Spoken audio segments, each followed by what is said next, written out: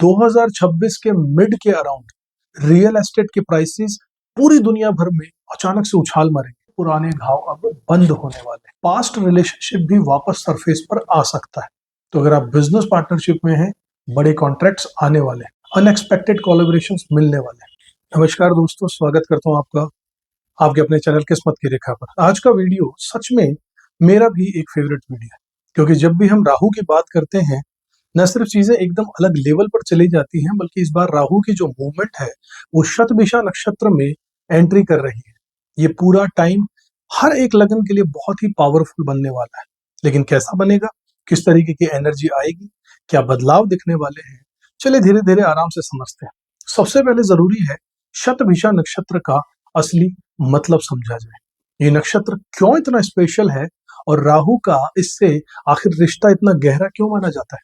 कहानी शुरू होती है भगवान विष्णु से। एक समय एक असुर ने पूरी पृथ्वी को कॉस्मिक ओशियन में डुबो दिया। महासागर में चारों तरफ हाहाकार था, कुछ भी नजर नहीं आ रहा था। देवता बेबस हो चुके थे। तब भगवान विष्णु ने सुअर यानी कि वराह का अवतार लिया। वो समंदर में उतरे, असुरों को हराया, पृथ्वी को उठाया और वापस सतह पर ले गए। लेकिन इतने बड़े युद्ध के बाद वो थोड़ा थक गए। लेकिन जब वो लेट गए और सो गए, उसी वक्त माँ लक्ष्मी वहां पर आई और उन्होंने देखा कि भगवान विष्णु थक कर कांप रहे हैं, बिल्कुल अशांत से सो रहे हैं। उन्होंने अपनी चादर फैलाकर उन्हें ढक दिया। वो चादर 6 दिशाओं में फैली और उसी फैलाव के नीचे अनगिनत जो तारे चमके, उनका पैटर्न बाद में शतभिषा नक्षत्र बन गया। यानी ये नक्षत्र हीलिंग का नक्षत्र है, सुख का नक्षत्र है, प्रोटेक्शन का नक्षत्र है, रिस्टोरेशन का नक्षत्र। और सबसे प्यारी बात, शतभिषा का नक्षत्र का मतलब है 100 चिकित्सक यानी कि 100 हीलर्स। अब मजेदार हिस्सा ये है कि उस दैवी घटना के दौरान राहु की ऊर्जाएं इस नक्षत्र में सक्रिय मानी गई, इसलिए राहु को इसका नेचुरल रूलर माना जाता है और उसकी ताकत यहाँ पर कई गुना बढ़ जाती है।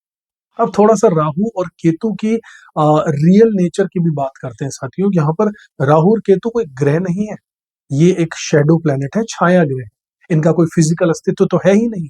ये हमेशा रेट्रोग्रेड चलते हैं और सीधे दिमाग, सबकॉन्शियस और इमोशनल लेयर को प्रभावित करते हैं। राहु एक्सपेंशन का कारक है, माया जाल है, क्रेविंग है, अननोन चीजों में घुसने वाली एनर्जी है।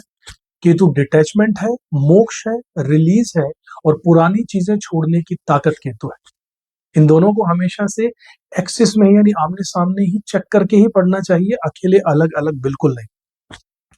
अब इस बार का ट्रांजिट जो 2026 तक चलेगा, इसमें बहुत खास है। 23 नवंबर को राहु प्रवेश करने जा रहे हैं अपने ही नक्षत्र शतभिषा में और 2 अगस्त 2026 तक वहीं रहेंगे। इस फेज में राहु जो है वो पीक पर होगा, इंटेंस, ट्रांसफॉर्मेटिव और बहुत तेजी से रिजल्ट देने वाला। 2 अगस्त के बाद में राहु धनिष्ठा नक्षत्र में जब आ जाएंगे तो मंगल से वो नक्षत्र चलता है, मालिक मंगल है, मतलब एनर्जी का पूरे तरीके से फ्लेवर ही बदल जाएगा। केतु अभी पूर्व फाल्गुनी नक्षत्र में है, जो शुक्र का नक्षत्र है, और 29 मार्च 2026 को वो भी अपने ही नक्षत्र मघा में चले जाएंगे। अब दोनों नोड्स अपने अपने नक्षत्र में जब होंगे ना, उसे गोल्डन विंडो कहा जाएगा। माना जाता है कि वो गोल्डन विंडो है, एनर्जी स्टेबल, साफ और सीधे नतीजे देने वाली एनर्जी। अब बात करते हैं इस ट्रांजिट के असली थीम की, असली क्रक्स जो है इसका।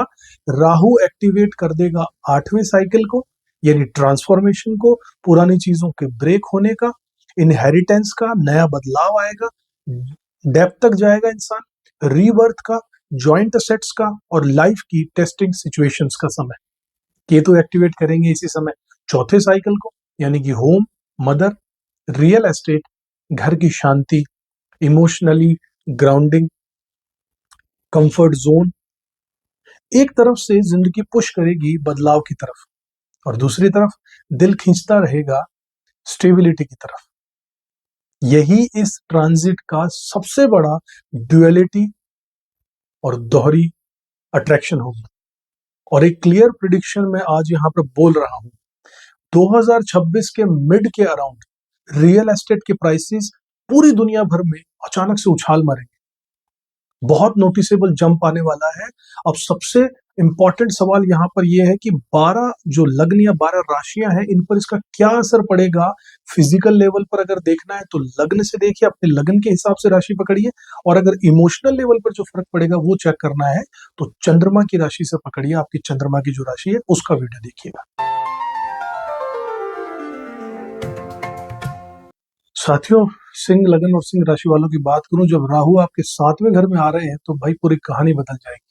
18 मई 2025 को राहु ने आपकी कुंडली में 7वें घर में एंट्री मारी थी और 5 दिसंबर 2026 तक यहीं रहने वाले हैं। लेकिन असली गेम शुरू होगा 23 नवंबर 2025 से 30 जून 2026 के बीच, क्योंकि इस दौरान राहु शतभिषा नक्षत्र में बैठेंगे, जो उनका खुद का है, अपना खुद का नक्षत्र है, खुद का जोन, फुल पावर मोड।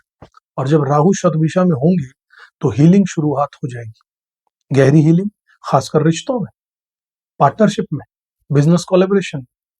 7वां घर राहु और शतभिषा नक्षत्र, मतलब आपकी लाइफ में नए लोग, नए कॉन्ट्रैक्ट, नए अवसर, नई अपॉर्चुनिटी, सब एक एक करके आपकी डोर खींचने वाले हैं। अगर आपकी शादीशुदा लाइफ पिछले कुछ महीनों से टूट फूट में चल रही थी, कुछ गलत फहमियां, मिसअंडरस्टैंडिंग चल रही थी, कुछ दर्द अगर जमा हुआ है, तो ये समय ऑनेस्ट वरदान बनकर आ रहा है आपके लिए। रिश्ते आपके हील होने लगेंगे, बातें साफ होने लगेंगे, कंफ्यूजन्स दूर होने लगेंगे, पुराने घाव अब बंद होने वाले हैं। कुछ लोगों के लिए पास्ट रिलेशनशिप भी वापस सरफेस पर आ सकता है। जो रिश्ता अधूरा रह गया था वो दोबारा से बात करने लगेगा। कई लोग रिकंसिलिएशन तक पहुंच जाएंगे। और यहां तक सीक्रेट पॉइंट एक और होगा कि 7th house is equal to 10th से ये power to the power house है, अथॉरिटी, स्टेटस, बिग अलायंसेस। तो अगर आप बिजनेस पार्टनरशिप में हैं, बड़े कॉन्ट्रैक्ट्स आने वाले हैं, अनएक्सपेक्टेड कोलैबोरेशंस मिलने वाले हैं, हाई लेवल के लोगों से कनेक्शन बनने वाला है, और ये सच में एक गोल्डन फेज है। लेकिन अब ध्यान देना होगा यहाँ पर कि राहु यहाँ पर दिग्बली होता है, मतलब डायरेक्शनल स्ट्रेंथ मिलती है। इसलिए कहा जाता है कि इस ट्रांजिट में विष्णु जी की कृपा रहती है, क्योंकि जहां राहु अनकंट्रोल्ड हो सकता है, वहीं विष्णु जी उस एनर्जी को स्टीडी और कंट्रोल कर देते हैं। एक चीज को ध्यान में रखना, 7वें घर में Rahu, it gives expansion but also temptation. मतलब आप दूसरों से बहुत जल्दी इन्फ्लुएंस हो सकते हो, लेकिन हैबिट्स, उनकी बातें, उनके आइडियाज, सब कुछ आपकी आइडेंटिटी को खींच सकते हैं। तो इस ट्रांजिट में सबसे बड़ा मंत्र रहेगा, अपनी सेल्फ आइडेंटिटी बिल्कुल मत खोइएगा।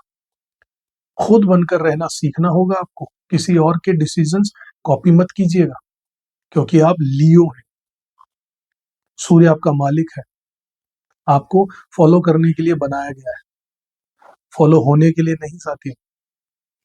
अगर केतु की बात करूं, केतु आपके लगन यानी कि पहले घर में बैठा है। ये ऐसा समय है जब आप बाहर दुनिया को संभाल लोगे, लेकिन अंदर से खाली खाली महसूस हो सकता है। आइसोलेशन यानी एकांत आपको महसूस हो सकता है, क्योंकि केतु जो है वो सारी ईगो को काट देता है, सारी इच्छाओं को काट देता है, आपकी दुनिया को इन्वर्ट कर देता है। लेकिन अच्छी बात यह है साथियों कि अप्रैल 2026 से दिसंबर 2026 तक केतु मघा नक्षत्र में चले जाएंगे।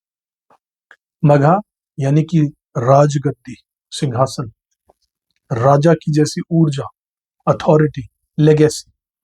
इस दौरान आपको जमीन और प्रॉपर्टी से रिलेटेड बहुत बड़ा फायदा ये दे सकता है।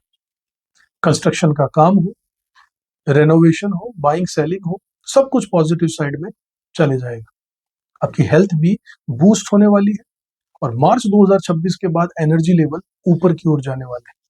जो लोग लंबे समय से हेल्थ इश्यूज से परेशान थे, इंप्रूवमेंट वहां पर दिखने वाला है। अगर रेमेडीज की और इंपॉर्टेंट नोट्स की अगर यहाँ पर बात करूं, जो मुख्य बिंदु है वो है कि राहु 7वें घर में सुपर नेचुरल हीलिंग भी देता है। अगर हेल्थ बहुत खराब चल रही है तो शतभिषा नक्षत्र जो है वो मिराकुलस तरीके से आपको ठीक करेगा। जो लोग राहु की पावर को डिवाइन तरीके से चैनल करना चाहते हैं, चिन्नवस्था की साधना बहुत स्ट्रांग रहती है। ये महाविद्या त्याग, ट्रांसफॉर्मेशन सिखाती है, राहु के डीप कार्मिक इश्यूज को काट देती है। और सबसे आसान रेमेडी है डॉग वेलफेयर। यानी कुत्तों को खाना खिलाइए, दान कीजिए उनके लिए, कुत्तों को अडॉप्ट कर लीजिए। केतु को इंटेंसली पैसिफाई ये कर देगी रेमेडी। टेम्परामेंट इंप्रूव हो जाएगा, पेशेंस लाइफ में आ जाएगा और मन शांत रहना शुरू कर देगा। एक और इम्पॉर्टेंट बात बताता हूं, मार्च से अगस्त 2026 के बीच में राहु और केतु दोनों अपने अपने नक्षत्रों में चले जाएंगे। ये एक बहुत ही रेयर और लाइफ चेंजिंग समय रहने वाला है। इस दौरान बड़े बिजनेस डिसीजंस, बड़े कॉन्ट्रैक्ट्स और बड़े रिलेशनशिप मूव्स आने वाले हैं, बड़े लाइफ कमिटमेंट्स होने वाले हैं। सब कुछ ये जो बता रहा हूं हो सकता है। ये वो समय है जहां आपके डिसीजंस आने वाले सालों की सक्सेस को तय कर देंगे। आपकी राशि जो लियो है वो एक राजा की राशि, पावर नेचुरली आपके अंदर है। बस इस ट्रांजिट में आपको अपनी दिशा नहीं खोनी है। इन्फ्लुएंस को कंट्रोल रखो, आइडेंटिटी को स्ट्रांग रखो और जो अवसर आ रहे हैं उन्हें बस पकड़ लो। और हाँ, अगर आप भी लियो हो और मुझे सपोर्ट नहीं करोगे तो फिर किससे उम्मीद करूंगा। चैनल को सब्सक्राइब जरूर कीजिएगा और कमेंट बॉक्स में लिखिएगा कि आप किस तरीके से इस राहु को कंट्रोल करने वाले हैं या इसका फायदा उठाने वाले हैं। राहु का ये समय आपके लिए सच में एक गेम चेंजर होने वाला है। आशा करता हूँ आपको ये एनालिसिस अच्छा लगा होगा। अगर अपनी जन्म कुंडली का गहराई से विश्लेषण करवाना चाहते हैं ताकि आपके हिसाब से ग्रहों की जो उपाय आपके लिए विशेष बनेंगे उनके बारे में जान सकें, तो स्क्रीन पर दिए नंबर पर आप हमसे संपर्क कर सकते हैं। अगले वीडियो में एक बार फिर से मुलाकात करूंगा, तब तक खुश रहिएगा। इस वीडियो को पसंद आया हो तो लाइक कीजिएगा, फॉरवर्ड कीजिएगा, शेयर कीजिएगा, चैनल को सब्सक्राइब नहीं किया तो जरूर कर लीजिएगा, बेल आइकन प्रेस कर दीजिएगा। फिर मिलूंगा अगले वीडियो में, तब तक खुश रहिए, अपना कर्म करते रहिए, ऊपर वाले विश्वास जरूर रखिएगा साथी। जय श्री राम। किस्मत की